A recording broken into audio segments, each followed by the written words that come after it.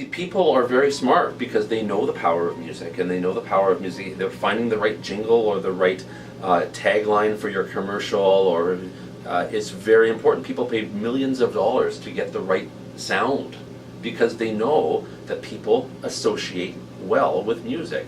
So often if you're trying to memorize something, if you put it to a little song, you're going to remember it a lot faster. It's funny. So people know this, and does the media know this? Absolutely, right? Do product people know this? Absolutely. They have whole departments studying stuff like this, so that they get their ad. Anytime you play those notes for McDonald's or IBM or any of the radio ads that you hear, you don't even need to hear the words. You know what they are. It's right away. You know what the company is. Is it manipulative? I suppose so, because they know the power of music. Is the media using that to their advantage, or product placements? Absolutely they are. And they'd be dumb not to, because they know that would sell. Yeah. Music is a trend. It changes when people change. Pop cultures change. It affects clothing. It affects what's important. So if there's a new trend and a new fashion, like a hip-hop dress, and people start doing hip-hop music, it sells it. It's appealing. It's manipulative. There's like a whole ethos to music, how you feel.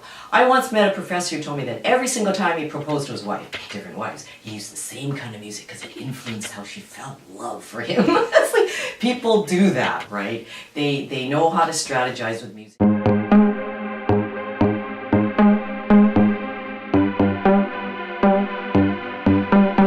What is popular music is not necessarily what the mass population listens to. They listen to it because it's popular music rather than listening to it because it's what they enjoy.